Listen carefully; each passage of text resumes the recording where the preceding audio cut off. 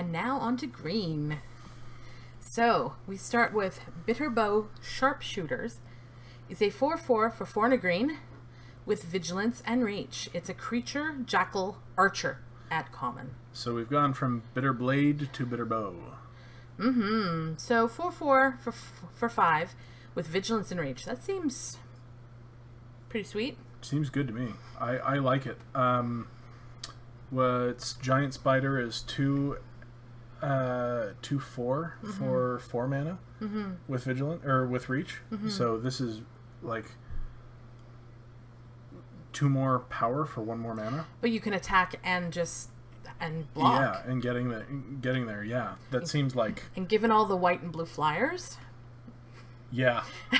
This seems pretty good. And 4 toughness is about where they tend to cap out.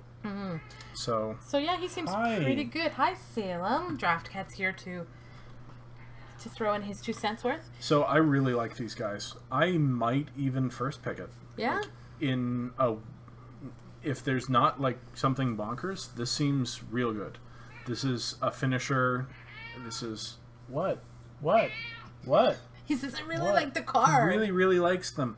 And also, I really love this art. Those great. jackals look like they're almost, it looks like white art, you know, their solidarity.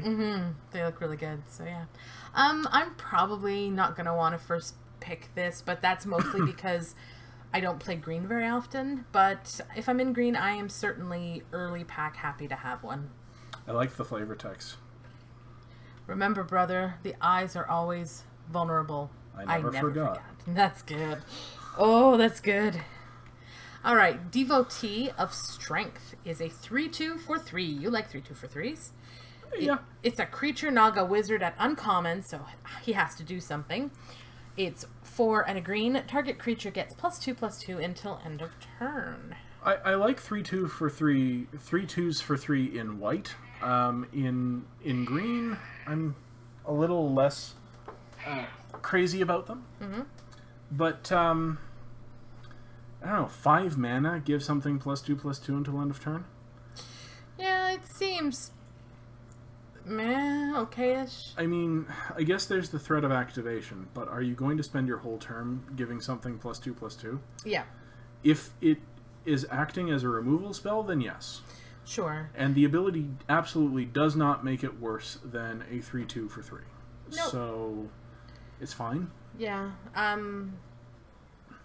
I will put one in my green deck, but I'm not picking it early. It's probably above replacement level, but yeah, I'll pick it up whenever I pick it up. My thought for this could also change depending on how much how many combat tricks are in green, because if there's very few and this is pretty much what you get, then this becomes a lot more valuable. But I somehow doubt that, so. Yeah, it's kind of strangely positioned. I mean, you can give something else +2/+2, or you can give this +2/+2. It's definitely a step down from Hooded Brawler. Yeah, that's for sure. But, no, it's still fine. I'll pick it up middle of the pack. Yep. Dune Diviner.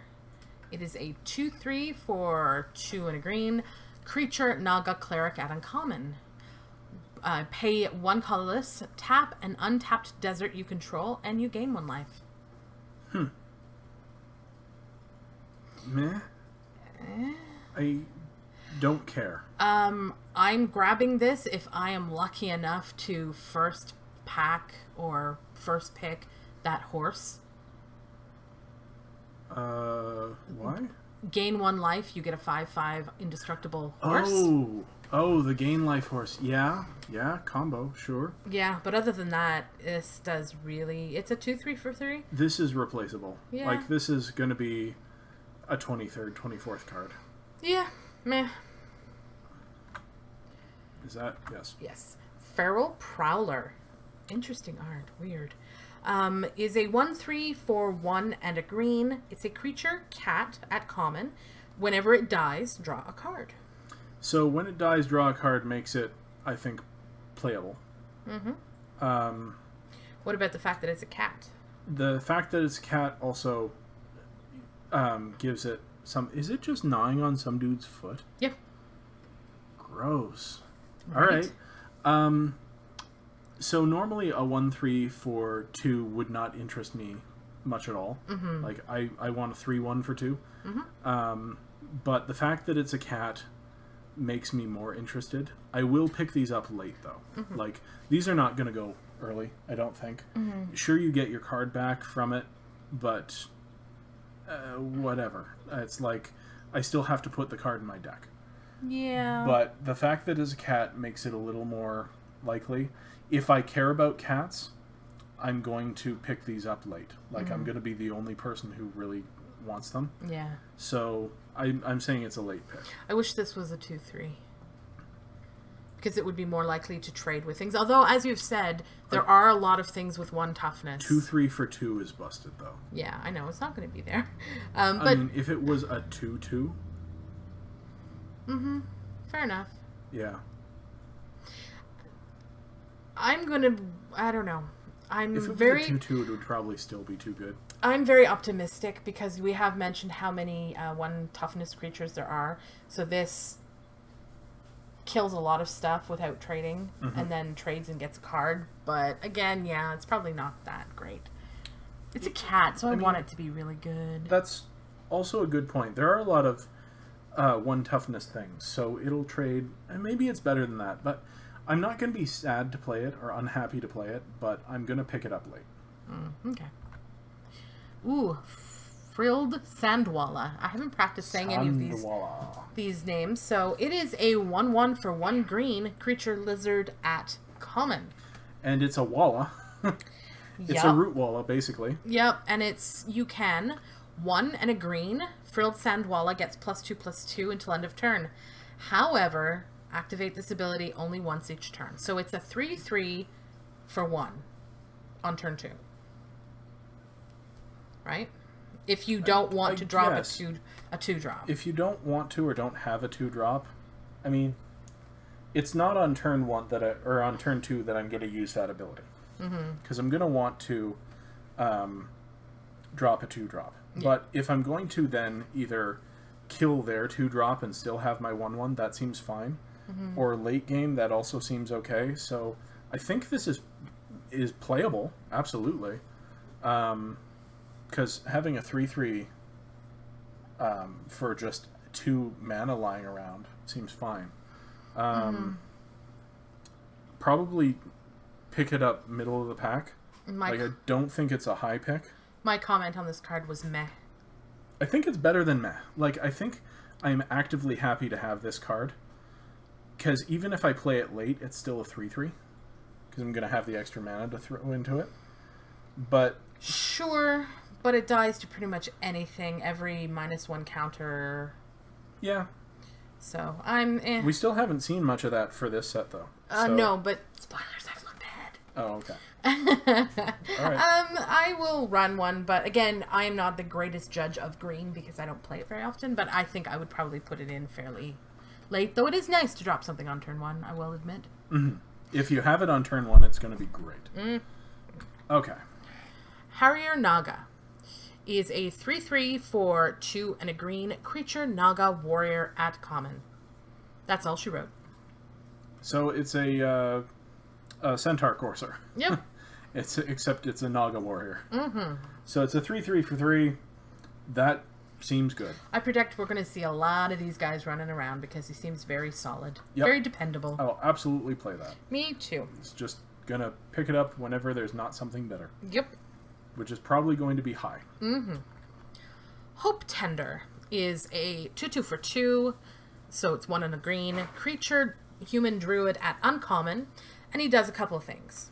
So 2/2 for 2 is fine. Oh yeah, it's a bear. We want them, generally. Yep. So, 1 colorless and untap target land. That is weird. Yup. So, or you can pay 1 colorless and tap and exert Hope Tender and untap 2 target lands. Okay. So there aren't any lands in this set that, tap for 2 mana. But there are lands in this set that have abilities that you care about tapping for. So that might be okay. Then exerting him to kind of, or her, excuse me, to kind of ramp, I guess, is interesting. Like, it's not just a Naga Vitalist or whatever. It's not a mana dork. Because you have to tap mana in order to generate mana.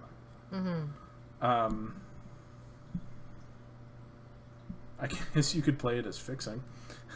I guess. I have a big question mark because this is, I mean, bottom line, it's a bear, it's fine. Yeah, it's still just a 2/2. The first ability, I'm like, there must be some sort of thing that you want to untap a land for that isn't a mana, wanting the mana for it, because you're paying one to untap it, and, you know. Well, when we get there, we'll talk about the deserts that you can tap to, like, do things. Although this could help with, you know, green-black, needing black for something, so I suppose that's something. True. But regardless, it's a 2/2. And that's pretty good. And unless I've got a 2/2 that has, like, a powerful combat ability, I will pick this one up. Absolutely. First. Oasis Ritualist is a 2/4 for 3 and a green creature Naga Druid at common, and it also has a couple of abilities. So you can tap it, add 1 mana of any color to your mana pool. Okay, so ramping from, let's say, 4 to, let's say, 6. Sure. I'm thinking more multicolored decks. 1 mana of any color to your mana pool. Yeah. Or splashes. Yeah. Or you can tap and exert it, and you can add 2 mana of any color to your mana pool. Of any one color. So, yes. Okay. That'll let you splash double-colored things. Yeah. Which seems powerful. It is a common. I don't know how many 4-drop mana elves you want, but this is the kind of thing that I'm going to pick up if I have a reason. Yeah, and it's a 2/4 for 4, which is okay-ish. It has a big enough butt. It's going to block most stuff all day.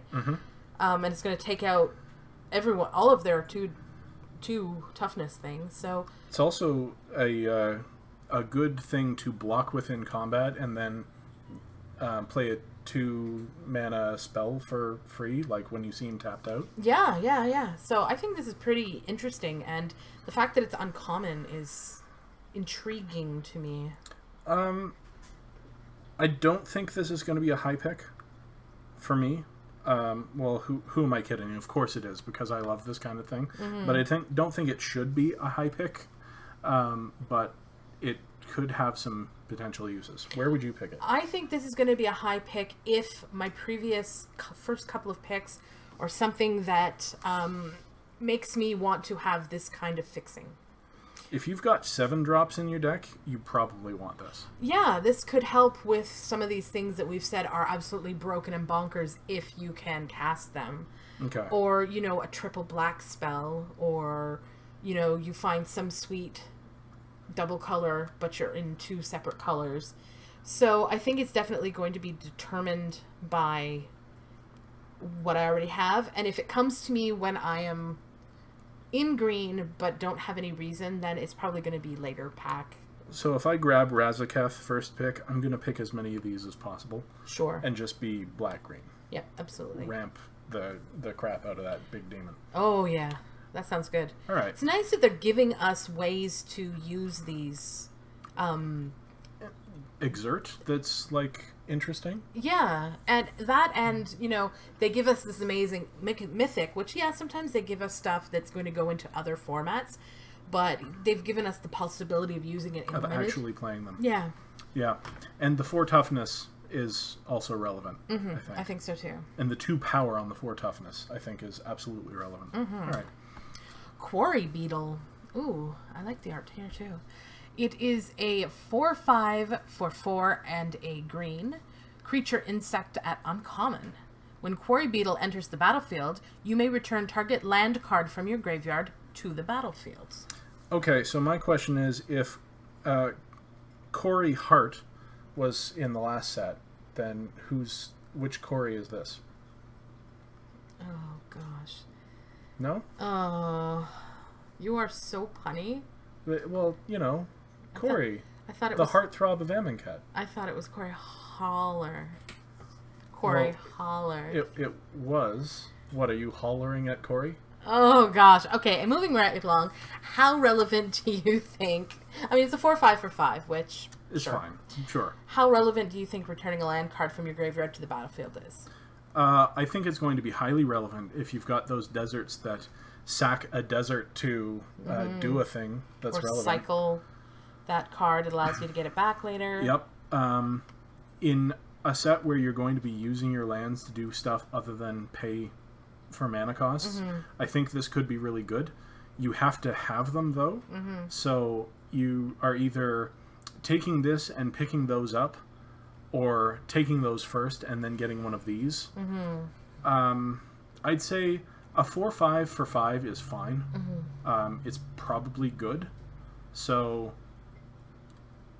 I don't know. It's not a high pick, I don't think, but it could potentially facilitate your strategy. This is one of the biggest toughness in ground creatures. I think you were saying 5. Yes, there isn't much that that's bigger than that, except for the next guy we're going to see. But also, it's not 5 power. No. So, yeah, it will kill most things. I think I'd rather see this after I have a reason to pick him up. Okay. Know? All right. Yep. Oh, Rampaging? Rampaging. I don't know where that came from. Rampaging Hippo is a 5/6 for 4 green creature hippo at common. Oh boy, he has trample and cycling too. Yeah. When am I going to cycle this? Probably on turn 2. I'm fine with that. Except I want to play a creature on turn 2, so probably not then. Maybe on turn 3, except then I'm not playing a 3-drop. So on turn 4, I maybe play a 2-drop and cycle this. But on turn 4, I'm 2 turns off from potentially casting. Yeah, but the point of cycling is like, you use cycling different than I do. You use cycling so you have something to do on a turn that you're not going to drop a creature. Yes. I use cycling as card draw and to get me out of sticky situations. Okay. I'm just saying I don't really want to cycle this thing. Oh no. I want to play it and stomp their faces. Hugo, I want to play him. Hugo? His name is Hugo. His name is Hugo? Hugo the Huge. Huge. All right. Yep. Hugo the Hippo. Sure. Yeah, I want to play him, and I want to stomp and trample everything in his path. But my point is, it's nice to have the option if things go bad. You're not stuck with a 6-drop in your hand. Sure. So I rather like this guy. I like a 5/6 for trample. I like it for 6 mana. I like this card fine. I'm probably not going to pick him up early, to be honest. No, he's a common, so I don't think there's really the need to. Yeah. But I certainly want one in my green stompy deck. Sure. Trample is great. I think I'd prefer to wait and pick up my 6-drop from Amonkhet rather than play this guy. But he's still fine. So if I have one and I didn't pick up like a Colossipede, then I'll run this guy instead. I want him over a Colossipede. Yeah? Yeah, he's a 5/6 with trample. And the thing is, 6 is really hard to deal with. Yeah, that's true. It takes 2 creatures to take it out generally, at least. So fair enough. Hugo it is. Rampaging Hugo. Rampaging Hugo. Rhodes Stalwart is a 2/2 for 2 creature human warrior at common who does a thing. You may exert Rhodes Stalwart as it attacks. When you do, it gets +1/+1 until end of turn and can't be blocked by creatures with power 2 or less this turn. So I would probably first pick this in a weak pack. Yeah? It seems like just fine. I'd prefer something else, but I'm not going to be sad to pick playable, you know? I think I'm going to pick this up high, because a 2/2 that becomes a 3/3 that can't be blocked by things that wouldn't kill it is also going to be fine. I like this quite a bit. He's solid with an upside. And she's ripping columns out of the ground. Yeah, she's badass. Yeah, this is the 2/2 bear that I want. Yep. Ooh, Sidewinder Naga. And this is the 3-drop that I want. Yeah, is a 3/2 for 3 creature Naga Warrior at common. As long as you control a desert, or there is a desert card in your graveyard, he gets +1/+0 and has Tramp Ample until end of turn. This looks like really deadly and dangerous. Like, it looks like a regular ordinary snake coming to attack you with its fangs open, except it's a human-sized snake and it's carrying a spear. Or a pike or something. Yeah. This is the 3-drop that I want because, again, +2 or +1/+0 and trample is fine for an upside if you've got a desert or if you have a desert in your graveyard. But a 3/2 for 2 is still fine. Yeah, and for the less paying attention opponent, when you later game, manage to get that desert into the graveyard, it's easy to forget that now this all of a sudden has +1/+0, and maybe their blocks aren't as good as they thought it was. So yeah, he's pretty sweet. Yep. Ooh, Sifter Worm. Oh my, oh my. He is a 7/7 for 5 green. Creature worm at uncommon. He has trample. 7/7 for 7 with trample. Oh, but there's more. They give you more for your bucks. When Sifter Worm enters the battlefield, scry 3, then reveal the top card of your library. You gain life equal to that card's converted mana cost. So this reminds me of Palaka Worm, which when it enters the battlefield you gain life, and when it dies you draw a card. Except you don't draw the card, but you make sure that there's something you want to draw on top of your library. And then since you've already cast something for 7 mana, why not just, gain 7 life and play another 7-drop next turn? Yowza. We've already seen that there seems to be a little bit of ramp or help to get to 7, so I don't think it's unreasonable. Well, it might be unreasonable if it's super, super fast, but it's possible that we're going to be able to drop this guy, and dang, he's a guy. He's going to be tough to deal with. I like him quite a bit. He's going to make me go, oh, when somebody plays him against me. I don't know about first picking him, but I'll definitely pick him up once I need a big fatty. Because this is the one that I'm going to want. Ooh, Tenacious Hunter is a 4/4 for 2 green. Creature Crocodile at uncommon. As long as a creature has a -1/-1 counter on it, Tenacious Hunter has Vigilance and Death Touch. As long as a creature. Yours or theirs. Anywhere. So he's just going to have Vigilance and Death Touch, right?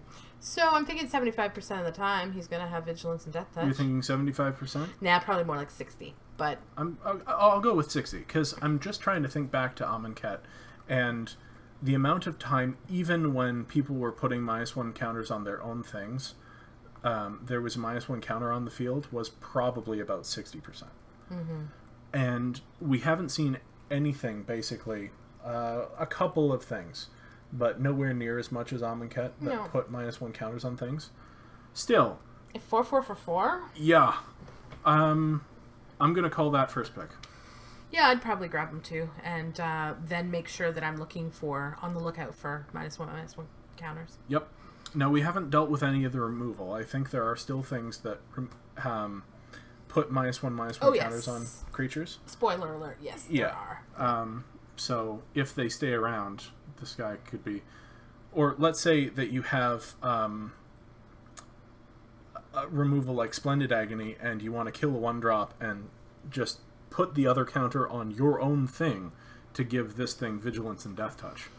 That's what I've loved about Amonkhet, and now this set is there's so much... versatility? Yeah, every game is a little bit different. It's not always played out the same way, so...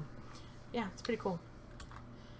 Majestic Miry Ark. Is this the first of the rares? I think it is, yes. Yes, it is a mythic rare. So it is a star for 4 and a green. Creature Chimera at mythic rare. I think it's Miry Ark? Miry Ark, I think so. Like a myriad of abilities? I think so.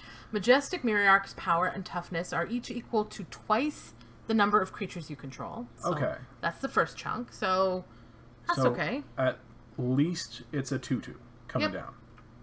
Yep. All right. So, sure.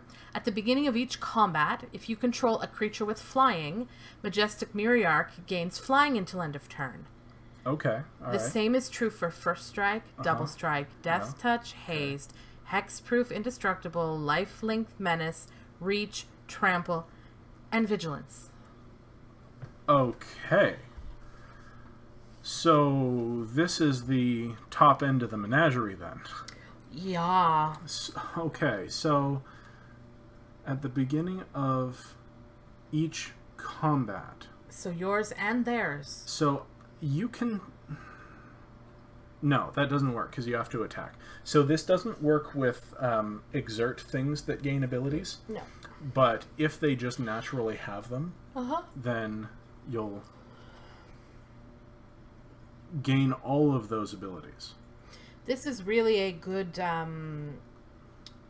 reason to go green-white. Yeah, it's a good. It would be good in any green color, but you want lots of creatures. The more creatures you have, the bigger it gets. If you control a creature with flying, though, that's when it gets all the bonkers stuff off your other abilities. So, I want flyers too. I'm greedy. No, it's if you have flying, it gains flying. But if you have first strike, it gains first strike. Yes. So you're gonna want to probably build around a little bit and grab all of the. You want to toolbox it. Yeah, you want the evergreen stuff, and yeah. So let's be reasonable here. A 5-drop is probably around the higher end of your curve. Like it's right in the middle of your curve in a green deck, to be honest. But it's also gives you a chance to get some things out. So let's say you have 2 other creatures. I would assume 2, yes. 2 other creatures. This becomes a 6/6 for 5. Sweet. If either of those creatures have, I don't know, trample, then it's a 6/6 with trample, or first strike, or death touch. If you're in red-green and one of those has haste, you're swinging for 6 on turn 5. This card makes so many other cards that have been okay, great. You're in black-green. I'm running a rat. That's for darn sure, because suddenly you've got death touch on your, 6/6 for not expensive. Now, the worst case on this card is that it comes down as a 2/2 and dies. Yeah. It still doesn't do nothing, right? It's still a 2/2. Yep. So I'm going to take this card first, and I'm going to grab as many different abilitied creatures as I can. Oh yeah, I'm building around this. Yeah. I want to first pick this at some point. It is sweet. This is a possible bomb, potential bomb. It's also a potential Bud? wah. But I think that there's enough upside to make it worth first picking it, and because even if this itself doesn't, fails on launch, if you're building a deck with all sorts of other interesting abilities on it anyway, you're probably going to curve it out, build a decent deck. All right. Hope. Shall we move on to potentially one of the most exciting creatures in the set? Bit more exciting than this? Yeah, from my perspective. Sure. Oh my goodness, yes, okay, I forgot about him. We got Cutie King. Pride Sovereign is a 2/2 for 3, but 2/2 for 3s aren't that great. They're like, meh. Sure. Except it's a creature cat at rare, and he gives +1/+1 to each other cat you control. No, he gets +1/+1. Oh, he gets each other cat you control. Yeah, so he gets bigger. So he's the corollary to the Lord. Yeah. And then if you happen to be in white and you pay white and tap and exert him, create 2 1/1 white cat creature tokens with lifelink. So if you're not in green-white, I don't see this being very good at all. Because most of the green cats are not great. Yeah. But most of the white cats are very good. Mm-hmm. And I'm just calling this a green-white card. Like, you have to have white for this to be good. If you do have white, this is very good. Yeah. You got to be on the tight lookout when Almond Cat Pack comes around to grab those other cats. Do we know how many cats are in this set? In white and green? I didn't do a cat count, but I know 1, 2, 3, 4. There are at least 4 others. Are they in this or in black? Because there was some stuff. Wasn't there stuff in black? Cats in black? Nope, they were in green and white. All right, sweet. There was a black cat, too, so I don't remember. Okay. Interesting. So I like this quite a bit. You've got the threat of activation to make him bigger on blocks. Mm-hmm. You can just start generating tokens, which is great with green and white strategies. Mm-hmm. You know, and the tokens are cats. So if you happen to be lucky enough to pick up the Cat Lord in Amonkhet, I mean, you know, I'm building a standard deck with this guy basically.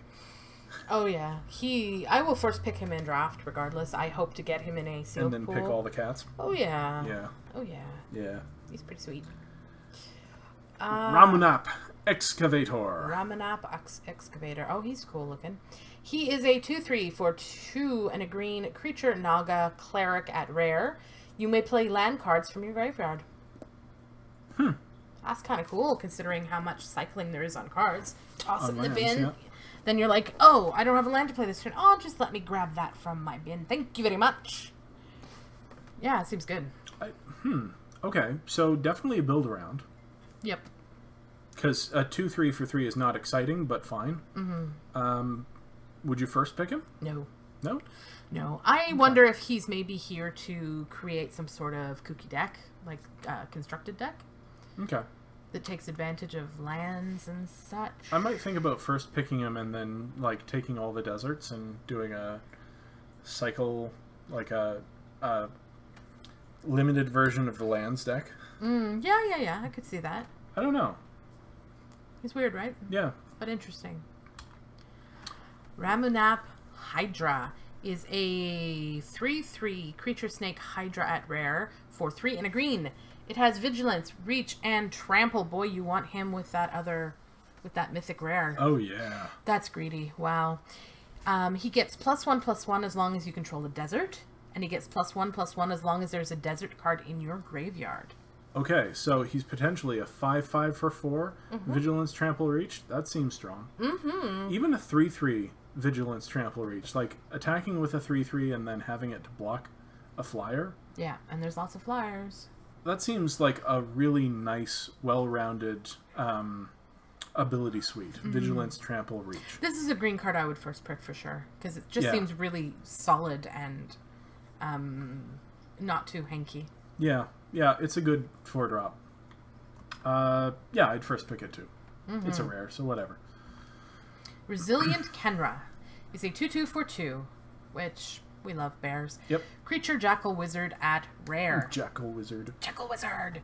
When he enters the battlefield, you may have target creature get +X/+X until end of turn, where X is Resilient Kenra's power. Okay, so on turn 2, that's not very useful, but I mean, I'm not going to not play him on turn 2. Yeah. However, if you top deck him later, at least you get that benefit, and then he's a 2-drop, so that seems fine. Yeah, and he's a reason to play a creature pre-combat because, you know... You mean play him pre-combat? Yeah, I meant him as a creature. He also eternalizes... Why do I want to say externalize? Externalize? Because eternalize isn't actually a word. Right. For 4 green, you can get him back. As a 4/4. And at that point, you give something +4/+4 until end of turn. Which is just... And in green, getting that a 6. Seems pretty good. Yeah, it seems pretty good. Yeah, that seems like a pretty good card. I would first pick that, sure. Yeah. Absolutely. Yeah. The green rares seem a little better than the green commons, but I don't know. No, there's been a couple of good commons. Yeah. There's been a couple of 3-drops and a 2-drop that have been good. And that is it for our green creatures. So we're almost there. We just have the multicolored and then the artifacts. So let's move along.